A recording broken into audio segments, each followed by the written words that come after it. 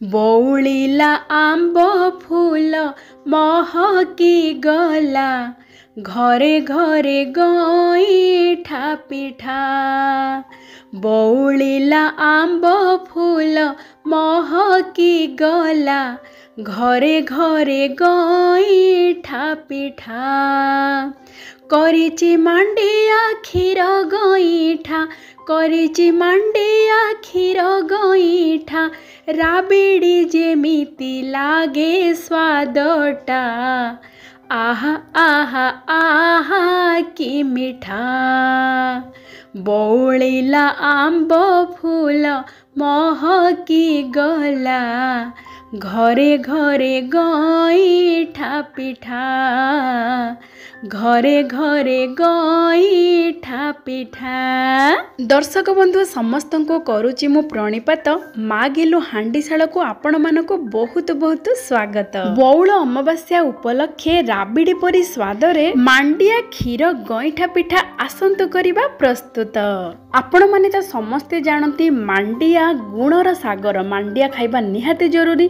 मांडिया रे हमें प्रस्तुत करिबा आज क्षीर गईठा पिठा आ तार स्वादटा बहुत बढ़िया लागिबो आ प्रस्तुति प्रणाली अति सहज। एबे हमें गोटे कड़े नहीं जिबा सेथिरे गोटे बड़ चमच देसी घी को चारिपटे एमिति लगेई देबा जहा फल कि बहुत बढ़िया जंतणी हमर प्रस्तुत हबो।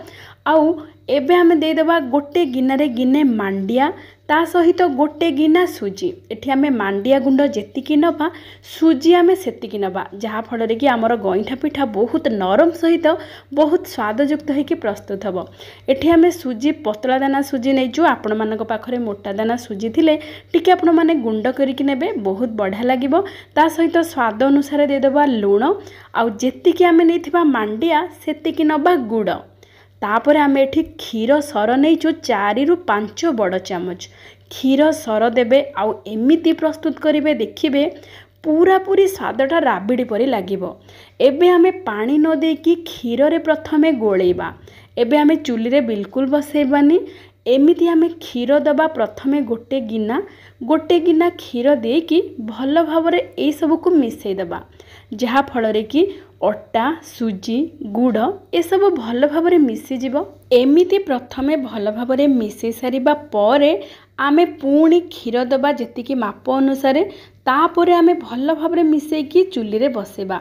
एमिति गोले देले कौन हबो ना बिल्कुल गेटा धरिबनी बहुत बढ़िया पूरा चिकन होइकी नरम आमर जंतणी प्रस्तुत हबो।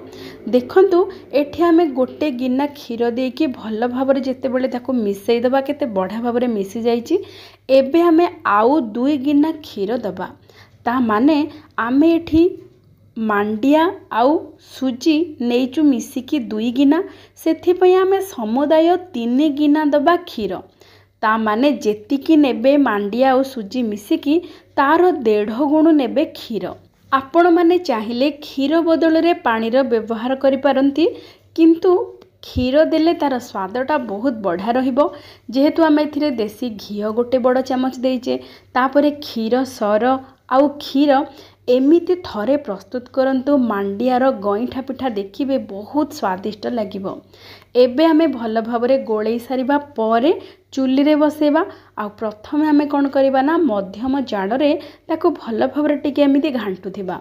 देखिबे किछि समय परे माने 2 ରୁ 3 मिनिट भितरे धीरे धीरे बहलिया हो ए जंतणी भलिया प्रस्तुत हो। देखंतु आउ 2-3 मिनिट ताको भल भावरे टिके जंती दबा आउ एमिते जेतेबेले देखिबे टिके सुखिला सुखिला हो सेतेबेले आपण माने जाल को पूरा कम कर देबे। कम करके आउ 2-3 मिनिट पाई टिके जंती देबे तापरे घोड़े की रखिदेबे चुली रू बाहर कर देबे जंतणी को आउ एमिते घोड़े की 5 ରୁ 10 मिनिट पाई आमे छाड़ी दबा। एबे देखंतु 5-10 मिनिट पर हमर जंतणी हल्का हल्का गरम अछि। एमिति हल्का हल्का गरम थिला बेले आमे छोटो छोटो गुड़ा बाहर करिकी पूरा गोल करिकी ताकू आमे गढ़ी दबा। देखंतु जेमिति क्षीर गईठा प्रस्तुत करंती सेमिति छोटो छोटो क्षीर गईठा पिठा आमे प्रस्तुत करिबा। एठी आमे समुदाय जो आमर जंतणी होता से 1/4 मु नहीं एठी आउ अवशिष्ट मु रखीदे फ्रिज आपण मैंने चाहिए 3-4 दिन भितर या प्रस्तुत करके रखिकी खाईपारे। एबे देखंतु आमे छोट छोट गुड़ा करके एमती क्षीर गईठा पिठा प्रस्तुत कर देचे। आउ एतिकी आमे प्रस्तुत करबा पई एठी नेचु क्षीर 750 ml क्षीर। आउ क्षीर को आमे मध्यम जाल रे प्रथमे देदेबा। क्षीर को भल भाव रे फुटिबा को छाड़ीदेबा। क्षीर जिते बड़े भल भाव रे फुटिजिवो तापरे आमे जाल को पूरा कम करदेबा। 15 मिनिट पर्यंत ताको कम जाल रे फुटिबा को छाड़ीदेबा जहा फल कि क्षीर धीरे धीरे सिझुथिबो आ ताको मझिरे मझिरे टिके एमिति घांटुथिबा। एठी क्षीर को आमे सिझेकी अधा परिमाणर करदेबा। ता माने 750 मिलीलीटर क्षीर जेतेबेले 300 किंबा 400 मिलीलीटर हेजिवो से पर्यंत आमे ताको एमिति टिके रांधिबा जहा फल कि आमको राबिडीर स्वाद देबो एई क्षीरर रस। एबे देखंतु क्षीर कमी गलानी आ बहुत भल भाव रे गाढ़ा ही गलानी। एबे हमें कौन करबा ना जो मांडियार गईठा पिठा प्रस्तुत करके रखी से गईठा पिठा को एठी पकई देबा। पकई सारिपा परे जाल को टिके बढ़े देबा। तापरे भल भाव रे गईठा पिठा को फुटिबा को छाड़ी देबा। गईठा पिठा क्षीर सहित भल भाव रे जेतेबेले फुटिबो आउ 2-3 मिनिट पर आमे जाल को पुणी कमई देबा जहा फल कि क्षीर रे मांडियार गईठा गुड़िक भल भाव रे सिझीजिवो। जेतेबेले देखिबे मांडिया गईठा गुड़िक ऊपर को भासीबा को लागिवो सेतेबेले जानिबे जे गईठा पिठा भल भाव रे सिझी जाइछि। एबे देखंतु 5-6 मिनिट भितरे सबु गईठा पिठा ऊपर को भासीबा को लागुछि। ता माने एबे हमर गईठा पिठा भल भाव रे सिझी जाइछि। क्षीर सहित मांडिया गईठा पिठा जितेबेले सिझिबो से धीरे धीरे टिके बहलिया होइजिवो। अल्प टिके बहलिया हबा पर्यंत आमे ताको एमिति रांधिबा। देखंतु एबे भल भाव रे गईठा पिठा गुड़िक सिझी गलानी। एबे आमे दबा स्वाद अनुसार टिके लुण। जेहेतु मिठा जिनस रे टिके लुण पइले बेसी तार स्वादटा भल लागे। लुण टिके पकई सारिबा परे आमे जाल को पूरा बंद कर देबा। तापरे आमे एठी 4 बड़ चामच दबा गुड़। गुड़ देले प्रथम कथा आमर देह पई गुड़ बहुत भल। ता सहित गुड़ देले तार रंगटा पूरा राबिडीर रंग जेमिति सेमिति आसीबो। आमे एथिरे चीनीर व्यवहार बिल्कुल करिबानी। मांडिया जंतिला बेले मध्य आमे गुड़र व्यवहार करथिले। आउ ता सहित आमे जो एबे मिठा पाई क्षीर रस रे गुड़ मध्य पकई देबा। आपण माने मिठा अनुसार गुड़ देबे। देखंतु किछि समय पर ताकू गोळेई देबा। आउ एमिति टिके बहलिया करके रखिबे। बेसी भी बहलिया कर देबेनी नहले कोन हबना से ठंडा हे गले आहुरी बहलिया हे जिवो। बेसी बहलिया हो गले तार स्वादटा सेते भल लगी न थाए। टिके खीरी भलिया रहिले बेसी स्वादयुक्त होइकी लागे। एबे आमे गुजराती गुंड टिके पकई देबा भल बास्ना पाई।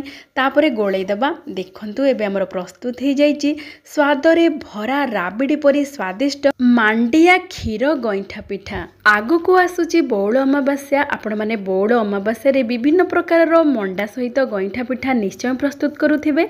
थरे एमिति मांडिया रे गईठा पिठा प्रस्तुत करंतु खातु समस्त को खुआतु देखिए समस्त को बहुत भल लगिब। आपण माने बिना चाउल रे केमिति पूरा पूरी तुला परी नरम क्षीर गईठा पिठा प्रस्तुत करि परिबे आ पूरा स्वादटा रस मलई परी लागिब।